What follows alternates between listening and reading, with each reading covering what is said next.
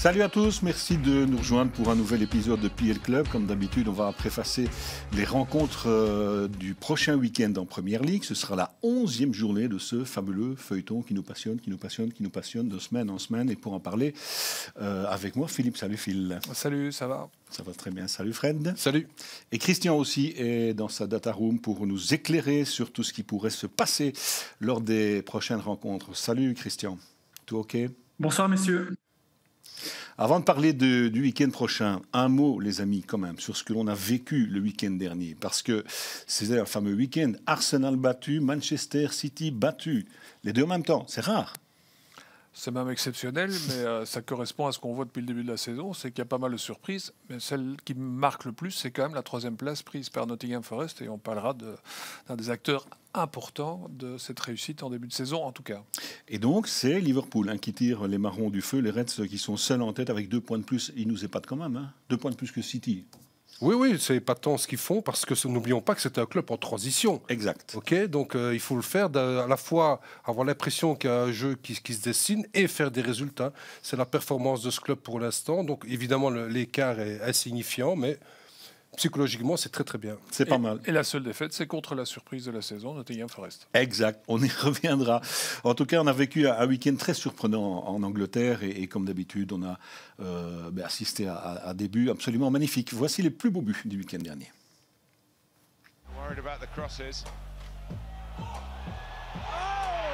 Wilson. There it is. Feels like there is another goal in this game for Forest if they want to go get it. Aina is looking and finding. Stunning from Ola Aina.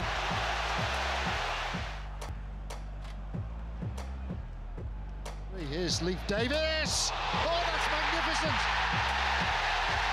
A glorious finish by Leif Davis.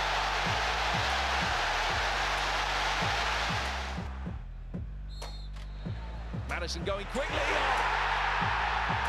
The seal set on an impressive victory. His 50th Premier League goal. Jan Helt has a crack. Oh, what a crack. That's Brentford for you. There you go. But that's a special one from a midfield player who doesn't get too many goals. And they win it even later with Robinson's cross. And they have done. Harry Wilson is the name. It's Harry's game tonight. He has rolled it to Hudson-Odoi, who finds his path closed, and in it goes! All the way through! Saar bringing it forward again. Kulusevski, great reverse ball. A magnificent goal. Solanke has hardly had a touch today, but he finds himself in the right place at the right time. A killer reverse ball. There may be more to come. Short corner, Bernardo Silva, Gundogan, Kovacic. Gundogan. Oh, it's a fantastic header from Gvardiol! Oh, headed goals don't get much better than that. No chance for Travers. 27 buts marqués le week-end dernier, on est dans la moyenne par rapport à ce que l'on vit d'habitude. Dans cette émission, on a souvent l'habitude aussi d'examiner quelles sont les périodes où on marque le plus. Vous vous souvenez de ce que l'on avait dit il y a 2 semaines? On va remontrer l'infographie. 4e quart-temps. 4e quart-temps. Qui était le plus prolifique. Le retour des vestiaires, justement. Donc on en avait déduit que c'était les conseils, les recommandations données par les coachs qui pouvaient expliquer le fait qu'à la sortie du vestiaire, on était plus efficace. Eh bien, Christian, 2 journées plus tard, on en revient à une situation un petit peu plus classique. Ce sont à nouveau les fins de match qui sont les plus prolifiques.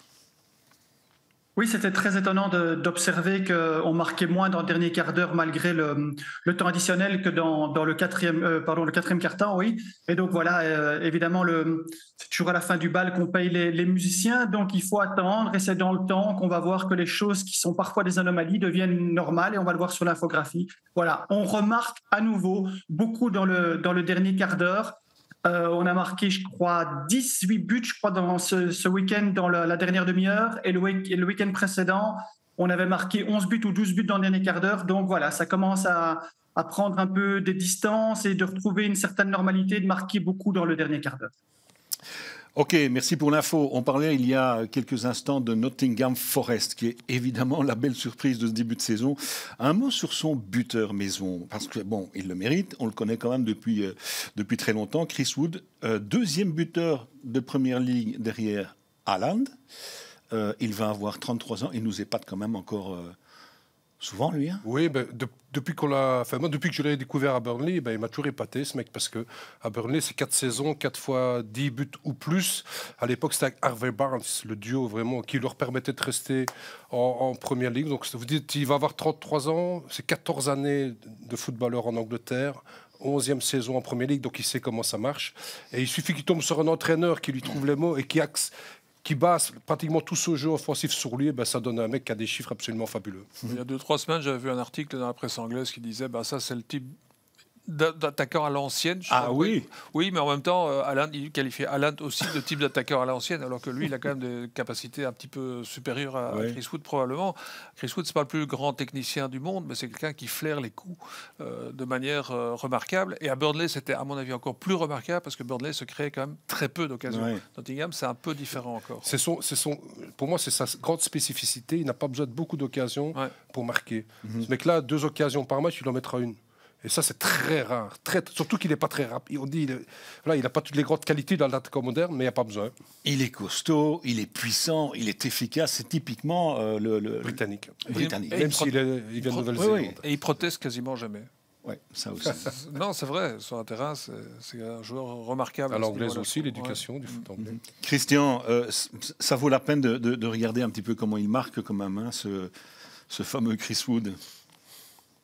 Oui, ce qui est intéressant surtout, c'est comme vous l'avez évoqué, c'est que c'est quelqu'un qui a tout le temps travaillé avec des entraîneurs qui ont une bonne mise en place défensive, comme il avait avec Sundage quand il était à Burnley ou maintenant avec Espirito Santo. C'est quelqu'un qui travaille beaucoup défensivement et comme dit Fred, il n'a pas besoin de beaucoup d'occasions. Mais ce qui est intéressant d'observer sur le tableau ici, c'est qu'en fait, il ne marque pas nécessairement que sur des reconversions ou sur un jeu rapide de transition. Regardez, il a marqué 4 buts sur un jeu dominant placé et sur des phases arrêtées. Ça veut dire quand même que c'est une équipe qui décide aussi de s'installer dans le camp d'adversaire par moment, pas tout le temps, parce qu'on le voit dans la possession de balle, ils ne sont pas nécessairement toujours au-dessus des 50%, mais quand il y a des moments de match où ils peuvent se déposer, voilà, comme ici, voilà, il y a une construction qui se met en place, mais ils vont quand même jusque dans le rectangle adverse. Et lui, il est là avec son efficacité et avec son expérience, et ça fait de lui un joueur très important dans cette équipe. Et ce sont des vrais buts de buteurs, hein, des vrais buts d'attaquants, ça. En plus, il y a dans l'équipe de Nottingham, il y a quand même, alors peut-être pas des joueurs du top, mais quand même des joueurs de très très bon niveau qui sont arrivés, notamment dans l'entrejeu. Je pense qu'il y a vraiment moyen de jouer en dominant placé. Et c'est pour ça qu'il marque plus comme ça, parce qu'il a aussi cette capacité de buteur, de saisir la moindre occasion qu'on lui donne. Mais je pense qu'avec Nottingham, il peut peut-être aller encore un peu plus haut au nombre de buts sur la saison, si ça continue à bien tourner comme ça en tout cas. Bah oui, c'est déjà pas mal. Ah non, mais bien sûr, il pourrait atteindre les 20, je veux dire, à la fin de la saison, si Nottingham continue à jouer comme ils le font actuellement. Et pourquoi pas être parmi les 3 premiers de ce classement des buteurs. On voulait lui rendre ce petit hommage parce qu'il nous a... Bonne idée, très bonne idée. Allez, si vous le dites. On passe à notre première affiche du week-end à présent. Bah oui, belle affiche évidemment qui va opposer Liverpool à Aston Villa.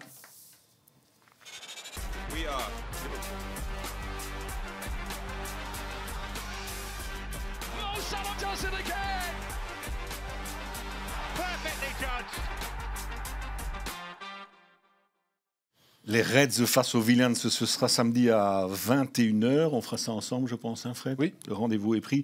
Liverpool, leader de la Première Ligue, bien sûr. Aston Villa, 6e et candidat aussi, bien entendu, au top 4. C'est une belle affiche. Et cette équipe de Liverpool, elle n'arrête... Il n'y a plus rien qui l'arrête, en fait, hein, pour l'instant. C'est quand même assez extraordinaire. Première place et 4-0 mardi en Ligue des Champions contre Leverkusen.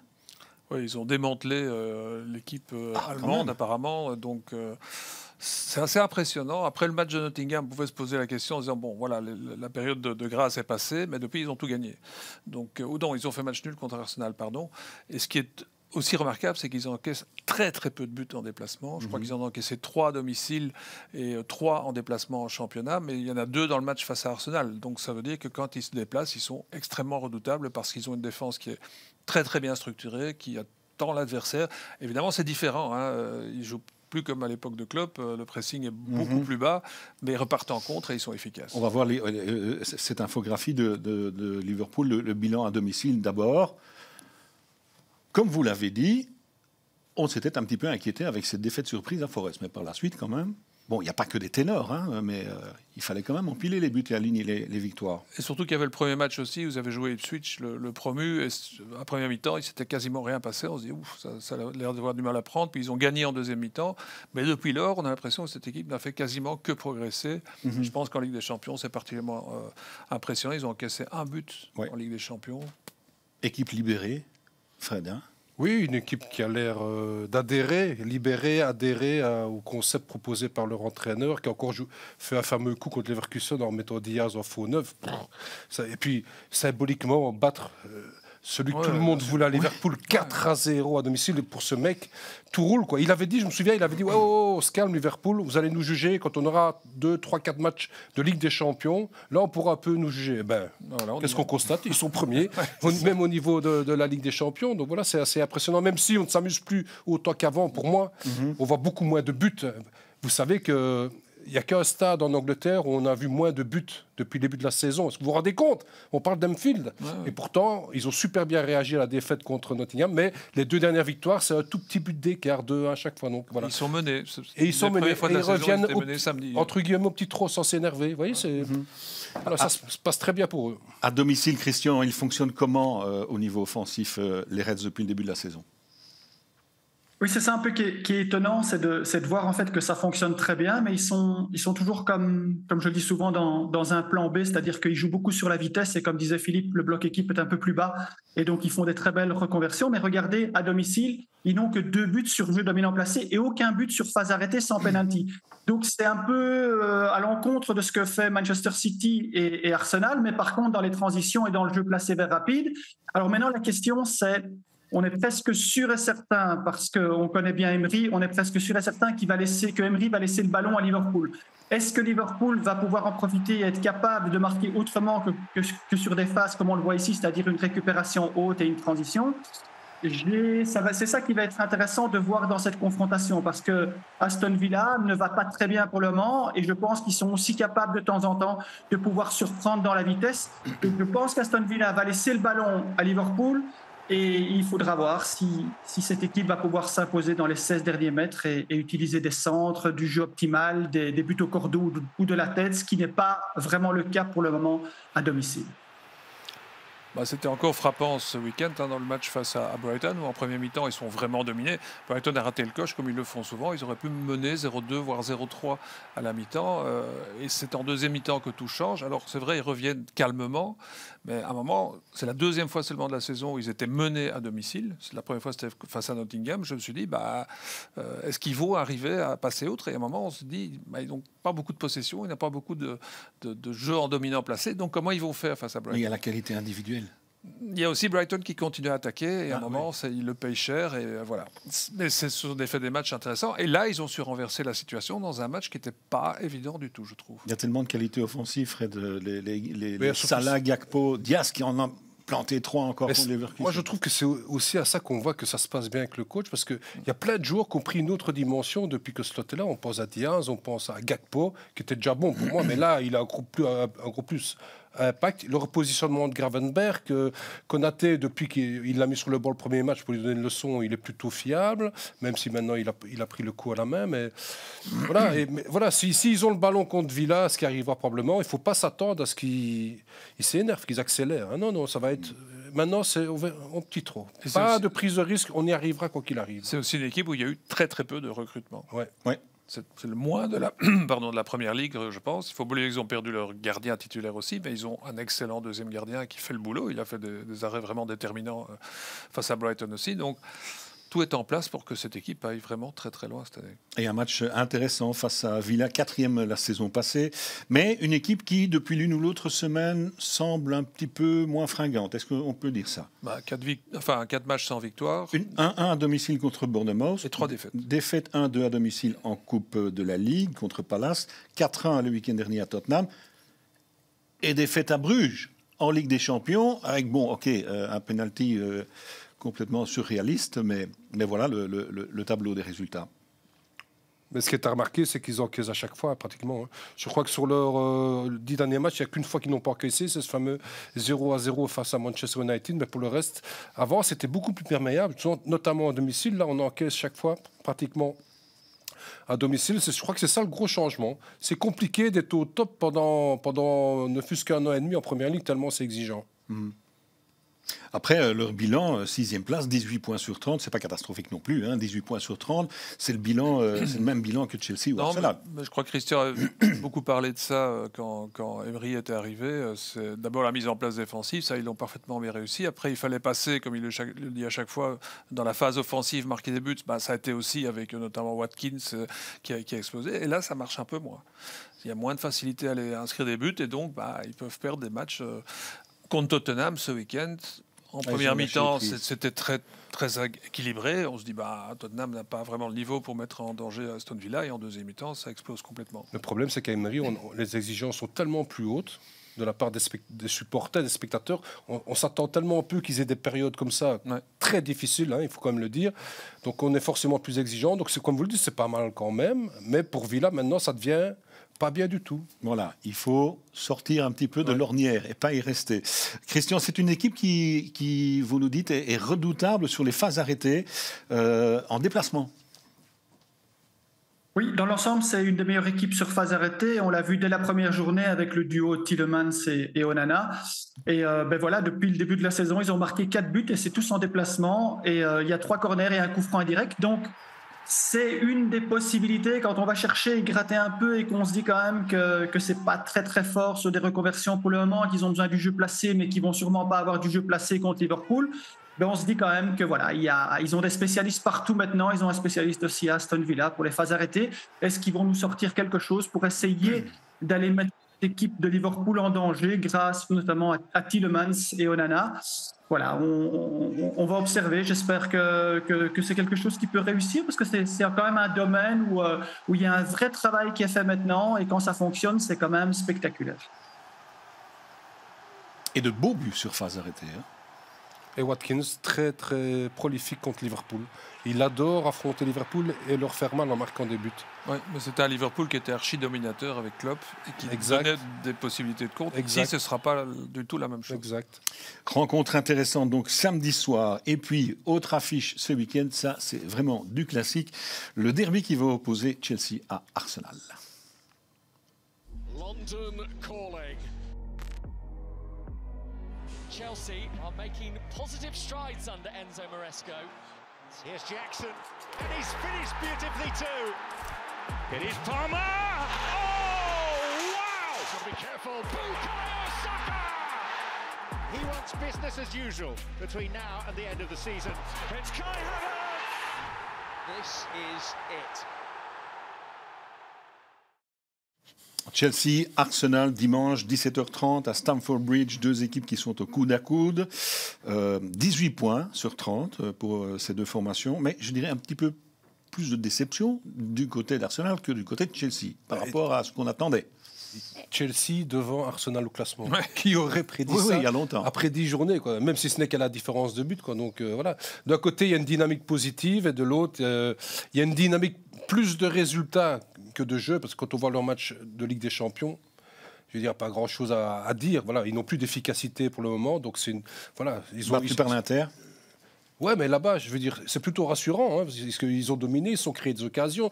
Je crois qu'ils ont eu 20 tirs au but, c'est quand même assez énorme, non? Dans un match de Ligue des Champions, chez le champion d'Italie, qui les a pris au sérieux, puisque c'est un match de Ligue des Champions, on a mis souvent le ballon dans la boîte, là, dans la boîte adverse. Donc voilà, maintenant le problème, c'est l'efficacité. C'est l'efficacité, un point, c'est tout.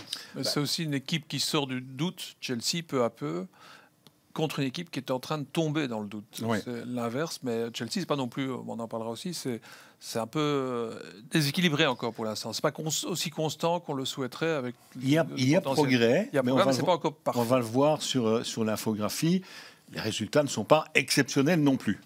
C'est une victoire en 4 matchs, donc il y a sûrement moyen de mieux faire. Et cette victoire, c'était contre Newcastle, et ça n'a pas été simple non plus. Ils auraient pu être rejoints. Et puis Manchester United était quand même en période de doute, puisqu'ils ont viré leur entraîneur et n'ont pas réussi à s'imposer dans ce match-là. Mais il y a vraiment des signes qui montrent que cette équipe va, en progressant pour l'instant, et va devenir sans doute de plus en plus dangereuse. Oui, parce que justement, on a été tellement déçus par cette équipe que inévitablement, ça va un peu mieux. On dit Alléluia. Ouais, je pense que l'entraîneur il est pour beaucoup. Hein, je veux dire, Pochettino est un très bon entraîneur, mais je veux dire, ce que fait Maresca, on a l'impression qu'enfin, on voit où ils veulent en venir. Voilà. C'était le problème d'une équipe qui achète 40 joueurs pour 1 milliard et il n'y a pas assez de place dans le vestiaire. Enfin, c'est complètement irrationnel, quoi. Maresca, il a fait le tri. Il a mis de l'ordre. Il a mis de l'ordre et surtout, il a choisi un noyau. Il dit, je travaillerai avec ceux-là, plus avec les autres. Et là, on se rend compte, il y a pas mal de joueurs qui s'épanouissent. Et comme on l'a déjà dit 45 fois dans cette émission et ailleurs, Cole Palmer n'est plus seul au niveau de l'efficacité. Okay, Jackson a pris une dimension supplémentaire. Madueke a fait des matchs aussi terribles. Donc voilà. Je pense que ça ne peut que s'améliorer. Et il y a Romeo Lavia qui revient dans le parcours. Oui, c'est vrai. Non, mais avec Casado, ils forment un duo. Là. Ouais. Je veux dire, je ne sais pas si vous avez vu Manchester United-Chelsea. Mais... On l'a fait ensemble, Fred. Oui, nous deux, oui, mais voilà. Je l'ai vu aussi. Vous aussi. Mais Casemiro, il a doublé son âge dans ce match-là. Je veux dire, vous avez vu la différence de Casemiro, Ugarte et Lavia, Caicedo. On voit où est l'avenir du foot. Je trouve qu'ils ont donné un coup de vieux à leur adversaire d'en face. Caicedo, il a 25, mais il est encore jeune pour moi. Donc là, quand le cœur du jeu a un tel cœur, comme on dit, a telle qualité technique, on peut voyager. Et le but qui marque, oui, formidable. Caicedo, quand même, c'était pas mal non plus. Hein. Il y a quand même, Christian, un tout petit souci du côté de Chelsea, c'est que c'est une équipe qui souvent, en tout cas, est menée et doit courir derrière le score. Oui, et comme on l'expliquait souvent, avec d'abord cette mise en place défensive, Maresca donne peut-être plus de liberté offensivement, et ça se ressent avec Jackson, avec Palmer, avec Madueke, mais défensivement, si on n'est pas intransigeant, il y a toujours des difficultés. Regardez cette mauvaise sortie de balle. Sur les 5 derniers matchs, ils ont encaissé 4 fois le premier but. Il n'y a que le match contre Newcastle, je crois, où ils marquaient les premiers. Et donc, ça veut dire qu'ils nous font un peu une Liverpool à la Klopp, c'est-à-dire qu'il faut déjà se dire qu'on commence le match et on doit marquer 2 buts parce qu'on est pratiquement sûr d'encaisser le premier. Donc, en Angleterre, c'est compliqué parce que marquer, c'est pas facile. Et donc, il faut toujours courir après le score. Alors, c'est chouette parce qu'ils font beaucoup de reconversions rapides, ils vont très rapidement vers l'avant, ils font des face-à-face, et donc c'est spectaculaire et il y a une liberté offensive. Mais il n'y a pas de champion ou il n'y a pas de top 3 s'il n'y a pas une défense qui est en place et qui fait vraiment le boulot.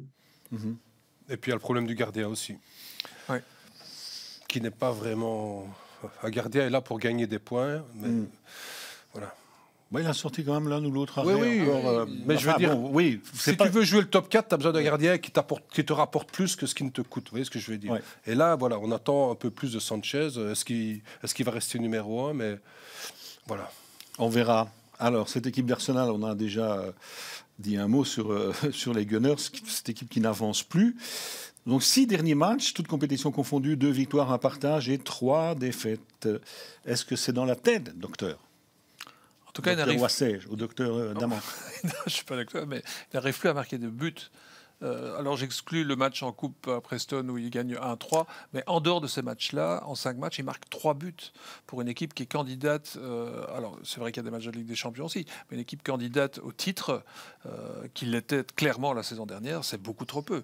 L'absence d'Odegaard, certainement, est une part de l'explication, c'est pas la seule, il y a les cartons rouges aussi, maintenant il y a Rice aussi qui semble s'être blessé en Ligue des Champions, donc tout ça il faut gérer, quoi. Moi ce qui m'étonne, c'est que la saison dernière, il y avait l'un ou l'autre coup dur du côté d'Arsenal, ils parvenaient à réagir. Même dans les matchs, ici, dès qu'il y a un coup dur, vous parliez des cartes rouges notamment, il n'y a pas de réaction. Non. C'est ça aussi la différence, non? Oui, moi je crois que cette équipe, je pense qu'elle est un peu aussi usée psychologiquement. Parce qu'ils viennent de faire 2 saisons extraordinaires et chaque fois tu finis à 2 points du champion, 5 points du champion. Et la Première Ligue est tellement exigeante que pour jouer le titre, c'est tellement compliqué, tellement difficile. Je me demande si, dès qu'il y a un peu d'adversité, c'est compliqué pour revenir. Et qui plus est, vous en avez déjà parlé, De Geert. Bon, ça n'explique pas tout, mais je pense que ce garçon a tellement le sens du liant que maintenant, il a rejoué quelques minutes là, à l'Inter. S'il rentre, je pense que ça va faire beaucoup de bien. Et aussi, et surtout, ça va permettre à Saka d'être moins visé. On le sait que maintenant, tout passe par Saka, offensivement, quasiment. Ouais. Donc l'adversaire peut cibler. Et si Odegaard revient, ça va peut-être un peu donner plus de liberté à Saka. Mais je pense comme vous que l'usure est un élément important. Et il n'y a pas qu'en championnat. Il y a une élimination très cuisante en Ligue des Champions l'année passée. En Coupe, c'est la même chose. Donc ils ont vraiment beaucoup de déceptions à digérer depuis quelques mois. Et ça commence à se sentir. Avec un entraîneur qui vous met la pression. Mais même pas à chaque match, hein.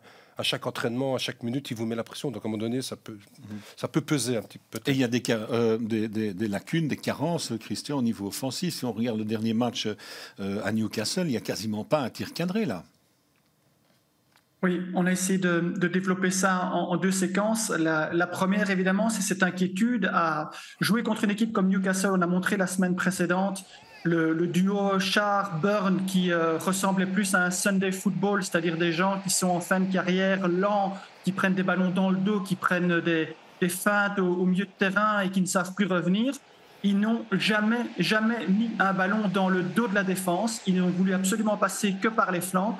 Et donc, ils se sont créés vraiment très peu d'occasions. Ils ont 0 tir cadré. Et une des seules occasions, c'était d'abord Merino. Et ici, la tête de Declan Rice qui aurait pu finir facilement au fond du but. Mais c'est la seule chose qu'on a vue dans ce match-là. Et à aucun moment, ils ont utilisé l'alternative pour essayer de surprendre cette défense centrale qui était vraiment très lente. Ça, c'est très étonnant.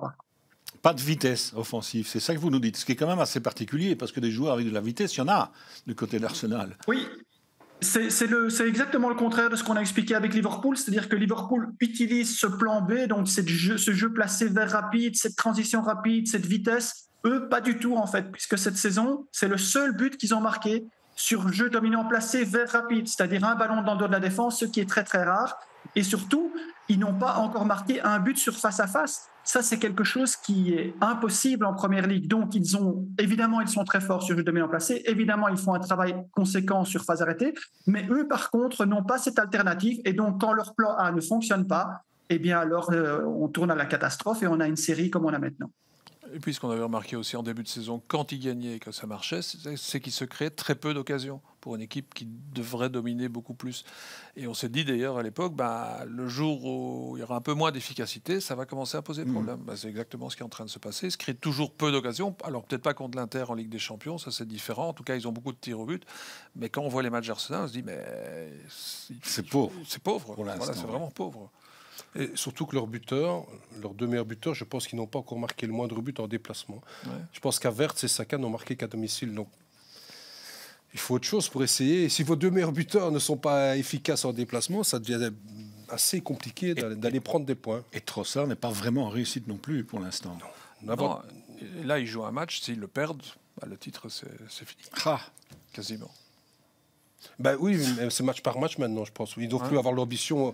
Je pense que l'ambition de jouer le titre, ok, ça peut encore revenir, tout est possible dans le foot, mais là, ils doivent penser à renouer avec la victoire, basta. Et je pense que ce qu'on a vu à l'Inter, ils sont sur le chemin. Parce qu'on a tiré, parce que vous savez qu'en déplacement, c'est catastrophique. Les tirs cadrés, tout ça, face à l'adversaire, c'est un des pires bilans de Première Ligue. C'est Arsenal, quand même. Donc voilà, je pense que ça peut très vite repartir dans le bon sens, mais pour ça, il faut une belle performance. Ça n'est arrivé qu'une fois qu'une équipe qui était de 7 points après 10 journées en championnat soit champion. C'était Blackburn. Oh là là. Et ils avaient un match de moins que le leader à l'époque. Mais ils avaient un grand buteur. Ils avaient un grand buteur. Alan Shearer. Bien. Défensivement, Christian, c'est un petit peu... C'est un petit peu la même chose. C'est quand même beaucoup de buts encaissés sur les 3 derniers matchs du côté d'Arsenal. Moi, j'ai pas envie d'être trop dur avec les Gunners, mais là aussi, c'est pas parfait, loin de là. Oui, et ce qui est étonnant par rapport à ça, c'est que depuis le début de la saison, il y a beaucoup de matchs où la possession de balle est de moins de 50%. Donc, il y a des moments de match où ils laissent le ballon à l'adversaire, et donc on estimerait qu'une qualité défensive serait plus importante, et en fait, c'est pas le cas. Et en plus de ça, ils ont déjà encaissé 5 buts sur phase arrêtée. Alors, chaque fois qu'il y a une action maintenant, on voit Nicolas Jauvert qui se lève du banc et qui prend les rênes lorsqu'il y a une phase arrêtée. Mais il ferait bien aussi de peut-être travailler sur les phases arrêtées défensives parce qu'ils se sont fait surprendre sur des combinaisons travaillées. Et Arsenal qui encaisse autant de buts sur corner ou sur coup franc, il y a quelque chose qui ne va pas en fait. Il y a quelque chose qui n'est pas normal dans cette équipe pour le moment. Il y a beaucoup d'anomalies et il faudra rectifier ça. Sinon... je pense que même le top 4, ils vont pouvoir l'oublier. C'est un peu tôt quand même encore, non? Pas s'ils continuent avec ce modèle. C'est-à-dire que... Bah oui. Ben on verra. Dans ce derby qui est toujours très très attendu, le derby... Enfin, l'un des nombreux derbys londoniens, on verra ce que cette équipe d'Arsenal va être capable de faire. Mais c'est quand même jamais facile d'aller jouer à Stamford Bridge non plus. Hein. Non, et vous savez que leurs 5 prochains déplacements, ils ne vont pas aller très loin. À Londres. Puisque ce sera 5 derbys. Vous imaginez il y en a tellement en Angleterre. Est-ce que la Première Ligue, quand vous êtes un club londonien, vous propose leurs 5 prochains déplacements, ce seront 5. Vous imaginez comme la problématique que ça peut poser. Un derby, c'est toujours un petit peu différent. Même si les adversaires sont supposés moins forts qu'Arsenal, je pense à Palace et Brentford, à d'autres, mais ça va être une période très très importante pour eux. Peut-être, effectivement, déjà, on sera attentif donc à... Et ça commence dimanche. Ça commence dimanche. On a toute une journée de compétition, bien sûr, sur nos antennes. Journée de Première Ligue. On arrive tout doucement à la fin de cette émission. C'est donc le moment de regarder ensemble, précisément, le programme, les rencontres qui nous attendent ce week-end. Goals of the Day avec vous, Philippe. Oui, ce sera Bournemouth-Brentford. Bournemouth, c'est intéressant. Ils ont battu City, ils ont battu Arsenal, ils ont fait match nul contre Aston Villa. Aston Villa. Et Brentford, c'est une équipe toujours spectaculaire qui peut se faire remonter dans toutes les situations possibles et imaginables. Donc ça va être spectaculaire. Liverpool-Aston Villa, on en a parlé. Ça, c'est pour le programme de samedi. Et Brighton-Man City. Et Brighton-Man City aussi. Voir comment les Citizens vont se relancer. United-Leicester, Nottingham Forest, Newcastle et... Pas les Citizens, oui, les Citizens. Mais ils jouent tout en déplacement jusqu'à la fin novembre. Oui. C'est vraiment un calendrier compliqué pour eux. Ah oui, Man City, oui. Oui, je ne l'avais pas cité, c'est vrai, mais c'est important de le rappeler. Merci, Phil. On rappelle aussi à tous nos abonnés qu'ils peuvent nous rejoindre sur les différents réseaux sociaux s'ils ne l'ont pas encore fait. Rappelle donc X, Insta, Facebook, j'y arriverai. Et puis avec vous, Christian, on rappelle une énième fois l'application Discord et vous serez avec nous sur quel match ? Je serai avec vous samedi soir et je serai sur le match de dimanche aussi. Donc voilà, pas de problème. Super. Eh bien, on sera ravis de passer ce moment en votre compagnie ainsi qu'avec tous nos abonnés. Salut Fred, salut Phil, merci beaucoup. Passez une belle fin de semaine, un bon week-end foot. À bientôt. Bye bye. Nouvelle journée de Première Ligue ce week-end sur Sport World. Samedi dès 15h45, retrouvez le Goals of the Day avec Brentford qui accueille Bournemouth, le court déplacement de Fulham à Crystal Palace, la réception d'Everton à West Ham, sans oublier Wolverhampton face à Southampton. Puis à 18h25, suivez Brighton, Manchester City. Et à partir de 20h50, profitez du choc entre Liverpool et Aston Villa. Ensuite, dimanche, dès 14h55, faites le choix entre Manchester United Leicester sur Sport World 1 ou Nottingham Forest Newcastle sur Sport World 2. Enfin, à 17h20, vivez le choc de cette 11e journée entre Chelsea et Arsenal. Excellent week-end de Première Ligue sur Sport World.